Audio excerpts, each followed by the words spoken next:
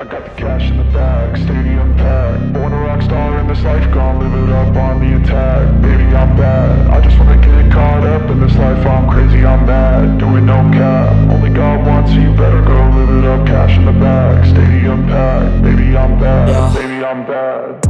I just wanna stay bad, stay mad. Chip on my shoulder cause they treat me like an outcast. I ain't gonna take that, stay back. I'll be swinging hard till the hits come in all caps. I ain't gonna lay back, pray that someone's gonna help me. Ain't nobody like that. I ain't gonna wait. So yun guys, pagdating namin dito, pahinga muna ako, tapos napakuha ako ng buko. Kasi yun talaga pinunta ko dyan sa bukid, yung inakyatan namin lagi. Kasi buko yung sadya ko. Picture muna habang nag-aantay ng buko. At yan, yung buko kasi yung parang hindi pa siya masyadong buko. Hindi pa daw siya buko. Ano pa siya, yung parang mura pa, yung batang-bata pa. Ano man tawag yan? Yung parang, hindi pa siya buko na ano. Basta yung bata pa mo. Yun, ganyan pa lang yung ano niya. Pero okay lang kasi yung sabaw talaga yung sadya ko dyan. Alam niyo na, kasi nakaraan yung mga kain-kain, puro soft drinks, pagkain. So, yan talaga yung sadya ko dyan, yung buko, para cleansing din daw yan. So, panglinis. Di ko alam kung saan nililinis talaga ng kating katawan. Kasi, dati uminom ako niyan. Pero may timpla kasi yun eh. May soft drinks din. Nilagyan, hinaluan. Yung mga Bisaya kung nakakaalam. Yung mga Bisaya dyan. Yung nakakaalam lang nito. Yung parang lamaw. Ang tawag nito dito. Nilalagyan ng soft drinks, biscuit. Tapos, kung walang soft drinks, juice.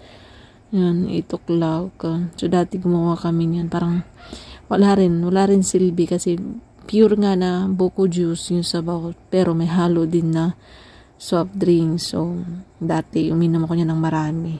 Ang nangyari, nagkaroon, parang naano rin ako nun sa soft drinks. So, ito, pure na pure talaga. Walang halong kung anik-anik. Sayang lang yung iba, hindi ka siya sa pitchel ko. May baon talaga akong pitchel dyan sa bahay yan. May baon talaga ako pagdating dyan.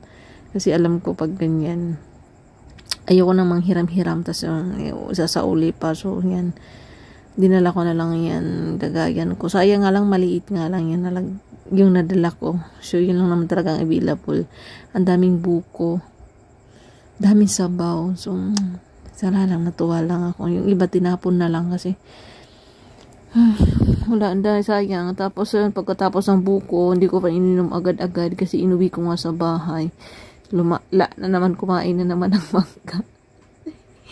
Ewan ko ba, parang nangangasima. Basta meron kasi mangga. So, unlimited talaga tayo nagkain ngayon guys, mga love. So, kain lang hanggat kaya. Hanggat kaya ng katawan mo, go. Wala ka pang iniinda. Sige, kumain ka. Saka na mag-darte kung meron ka ng iniinda, no? Dami ng sakit ng tagiliran, sakit ng likod. Kasi inatake na yung kidney. Nagka-UTI na, nagka-infection na, kung ano nang kinakain. Yung acid reflux mo, may go. Sige lang, ituloy mo lang yan. Ayun, kain. Kasi meron nagbibinta niyan doon. Maraming paninda doon na ano, tas yun, nagpabili ako. Ay, sarap diba? May magoong tasuka.